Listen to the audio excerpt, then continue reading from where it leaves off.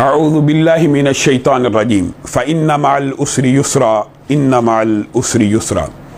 معزز سامعین گرامی قدر، مشکلات کے دور میں، تکلیفوں کے دور میں، مصائب کے دور میں یہ آیتیں بندہ مومن اور مسلم کے لیے ایک پھاہے کی حیثیت رکھتی ہیں۔ اللہ رب العزت نے ارشاد فرمایا اور تاکید انا کے ساتھ ارشاد فرمایا کہ بے شک آپ خود بتائیے اللہ رب العزت کو تاکید کا، انا کا یا قسم کھا کے بات کرنے کی ضرورت کیا ہے؟ ومن اصدق من اللہ قیلا ومن اصدق من اللہ حدیثا۔ اللہ سے زیادہ سچی بات تو کسی کی ہو نہیں سکتی، لیکن یہ آپ کی اور میری تسلی کے لیے کہ ہر مشکل کے بعد آسانی ہے۔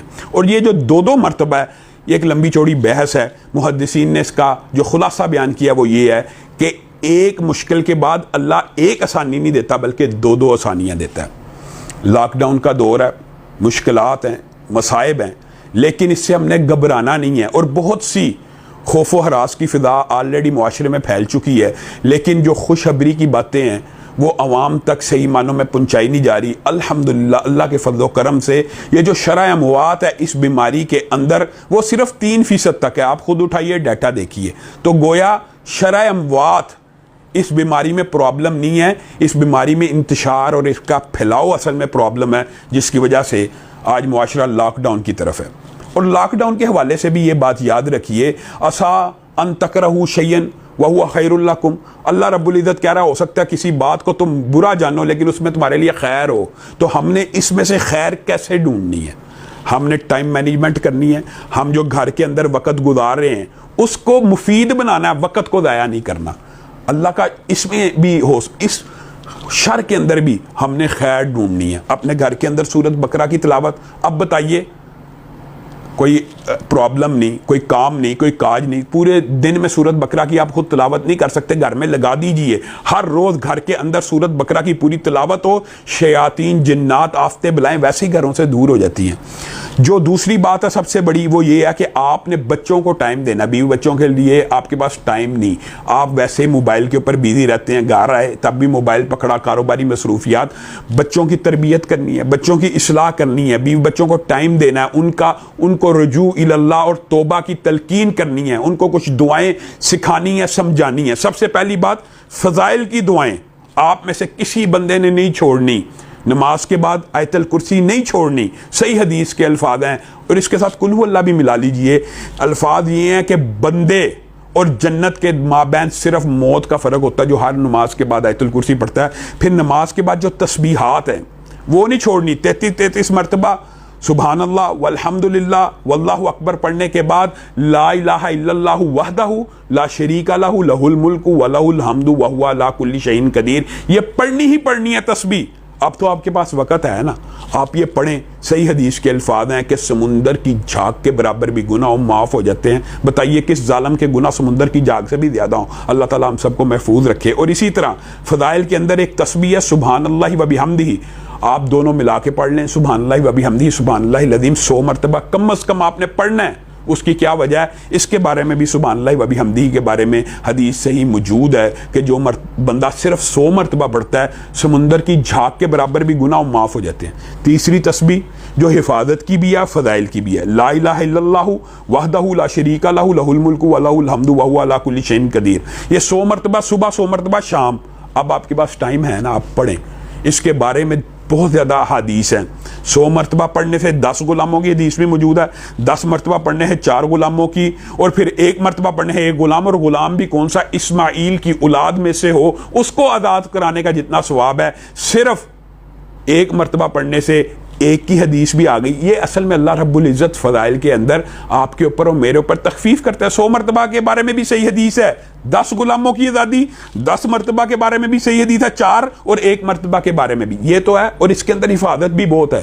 یہ صرف فضیلت کی حدیث نہیں ہے، یہ انسان کے اوپر جتنی آفتیں جو آپ سمجھتے ہیں، نظر بد، جادو ٹونا، بندش، اور اس وبا کے عالم میں بھی اگر آپ 100 مرتبہ صبح و شام پڑھیں گے تو آپ ان سب شیاطینی جو حملے ہیں، شیاطین کے جو حملے ہیں، ان کے شرور سے، جناتی حملوں سے محفوظ ہو جائیں گے۔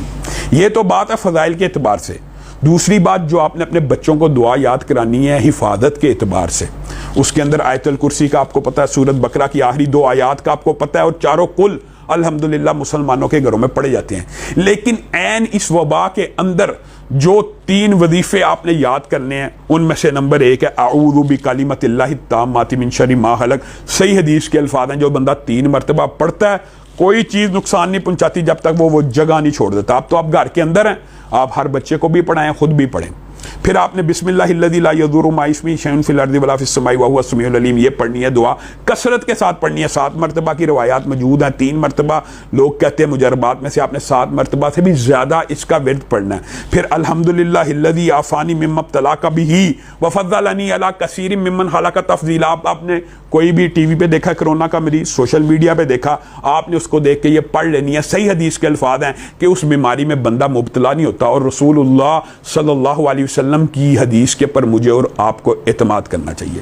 یہ تو فضائل کے حوالے سے اور گھر کے اندر ٹائم مینجمنٹ کے حوالے سے آپ کو میں آگاہی دے رہا ہوں کہ کم از کم 1 پارہ ترجمے کے ساتھ پڑھ لیجیے. اب تو موقع ہے, اب تو اللہ تعالیٰ نے آپ کو فرصت دی ہے. اللہ کی طرف اس ٹائم کو یوز کیجیے, آپ کے لیے بہت بڑا فائدہ. اور سوشل میڈیا کو بھی چھوڑ دیجیے, ہر کام ٹی وی سے بھی دور رہیے. یہی موقع ہے کہ آئیے اللہ کی طرف ہم رجوع کریں, پوری قوم اللہ رب العزت کو منائے. میں آپ کو ایک بات یہ کہنا چاہتا ہوں آخر میں کہ احتیاطی تدابیر کی اہمیت اپنی جگہ ہے, لیکن ایمانداری سے بتلائیے چائنا, یورپ, اٹلی کیا احتیاطی تدابیر میں پاکستان سے 100 سال آگے نہیں ہیں؟ اگر وہ اتنی ان کی احتیاطی تدابیر اور پاکستان کی احتیاطی تدابیر میں جو فرق ہے وہ آپ کے اور عام فہم ہر بندہ سوچ سکتا ہے کتنا بڑا فرق ہے.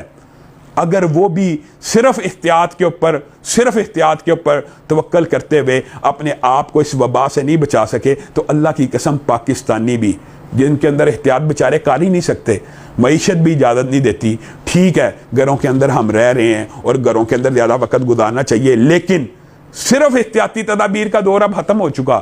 اب اللہ کی طرف رجوع کرنے کا دور ہے. معاذ اللہ اللہ تعالیٰ ایسے حالات نہ لائے کہ گھروں کے اندر ہم بند ہو جائیں تو اللہ زمین کو ہلنے کا حکم دے دے, پھر گھروں سے نکل کے کہاں جائیں گے. یہی یہ لمحہ ہے کہ آئیے اللہ کی طرف رجوع کریں, اللہ کو منائیں. حکمران طبقے سے بھی یہی مطالبہ ہے, 1 مرتبہ اللہ کی بارگاہ میں آ کے سوچو تو صحیح, غور تو کرو, اللہ سے جنگ بند کر دو, سودی بینکوں کو بند کر دو, سینما اور فحاشی کے نظام کو بند کر دو. میرا جسم میری مرضی کی ریلیاں اس ملک میں آج کے بعد نہ ہو, یہ ارادہ تو کرو. تو دیکھو اللہ رب العزت کی کیسی رحمت آسمان سے نازل ہوتی ہے. اللہ رب العزت جو کہا گیا جو سنا گیا اس کو سمجھنے کی توفیق عنایت فرمائے.